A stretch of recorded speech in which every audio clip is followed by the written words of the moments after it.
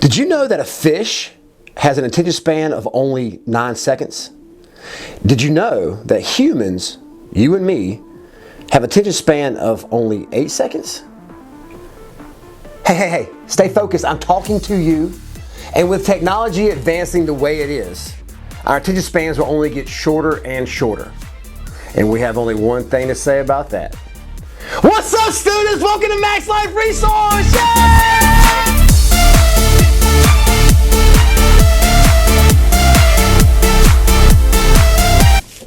The ants go marching 7 by 7, hoorah, hoorah.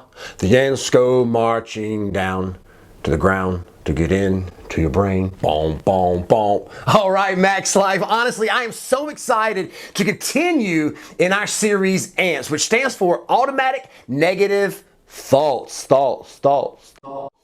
In the book of Proverbs, which is considered the wisdom book of the Bible, Proverbs chapter 27, verse 19, it says this. It says, as water reflects your face, so your mind shows what kind of person you are.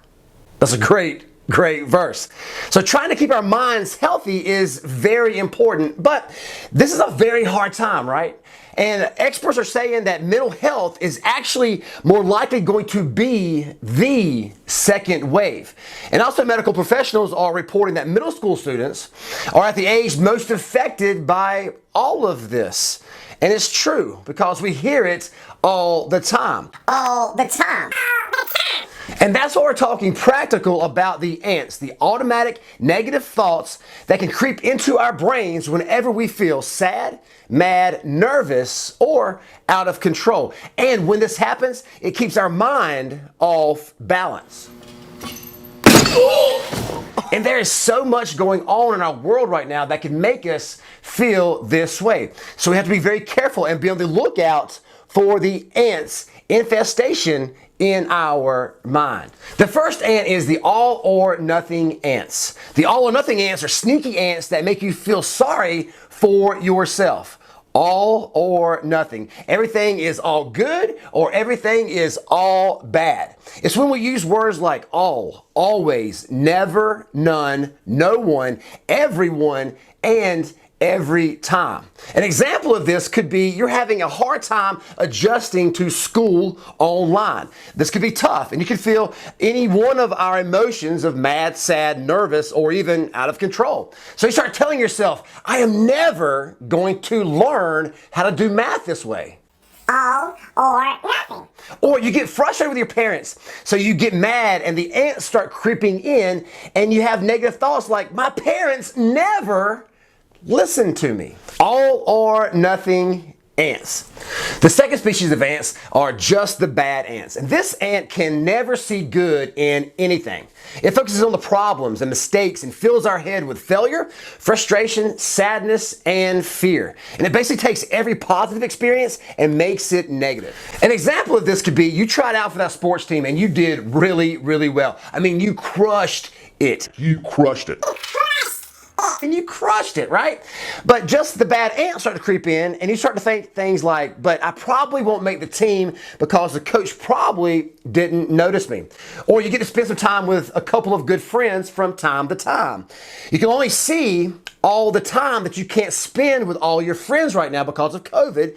So you just focus only on the friends you can't see instead of the ones you can see. Just the bad ants. The next ant is the guilt-beating ant. These ants come out when we think of words like should, shouldn't, ought to, must, and have to. An example of this is you tell yourself, I should study harder. And then you allow the ants to crawl around in your mind and they don't make you study harder. Actually, they make you want to do the exact opposite. What? I mean, who knew, right?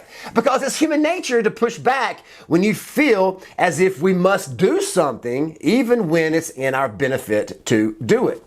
One way to beat this ant is to say things like, I want to do this, or it fits my goals to do that, or it would be helpful to do this. Now, this is amazing to think about because most of us, we never think about how we process the things that we say to ourselves. Up next is the labeling ants, and I can totally relate to this little tiny ant. This little pain in the ant has been haunting me my whole life. This is how the labeling ant works. Whenever we label ourselves, or we allow someone else to label us, for that matter, with a negative term, okay? When we label ourselves or we let somebody else label us with a negative term, it affects your ability to take an honest look at the situation or yourself. An example of this is I struggled in school, and when I was in middle school, I was tested in a very tiny closet. It was very awkward and weird, and the teacher told my parents in front of me that I was LD, which means I had a learning disability. The labeling ants went to work in my head, and for years, like I'm talking for years, because just recently, only a few years ago, I actually stopped seeing myself as having a learning disability.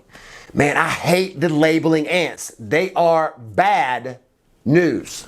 Up next is the fortune teller ants. The fortune teller ants. These ants pretend that they can see what's going to happen in the future, but all they can really do is think up bad stuff that makes you upset. These ants creep into our minds and predict the worst in a situation, and immediately causes your heart to start racing and your breathing to increase, which makes you feel more anxious. And when this happens, this is important to understand, all right? When this happens, it can trigger cravings for bad things to calm down your anxiety. The next ant is the mind reader ant. This sounds a lot like the fortune teller ants, but they are different. They're different, all right? The mind reader ant is convinced it can see inside someone else's mind and know how others think and feel without even being told. This ant can erase good feelings when it tricks us into thinking things like, my teacher hates me, or boom, it automatically assumes the worst in a person, or it can even trick us to see something on social media that isn't true. Mind reader ants can make us think that my friend prefers that friend more than me. Mind reader ants are bad news as well. All right, now the last ant is this one. All right, here we go. Let's get ready. It's the blaming ants. Right? Do I need to break this down for you? I think not, but I will. All right. Now, the blaming ants, when things go wrong, the blaming ant sings the same old song. He did it, she did it, and it's not my fault, it's your fault. Yeah. You like that? I think you did. Let's rewind that. Hey,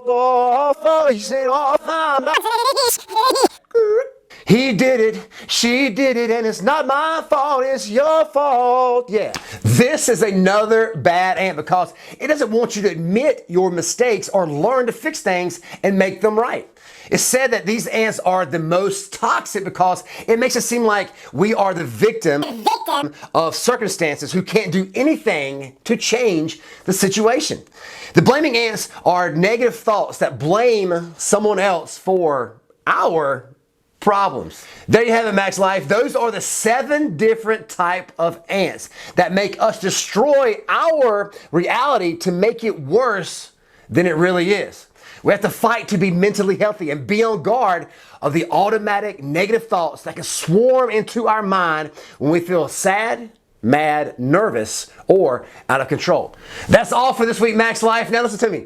Make sure you take some time and go over your discussion questions, because we want you to dig deep on this and really talk about and think about which of the 7 type of ants that you typically struggle with, and talk to a trusted adult about them. And next week, when we meet live and in person, I am pumped to tell you about how you can kill these ants. There's always hope. You are never alone, and we are always here for you and rooting for you.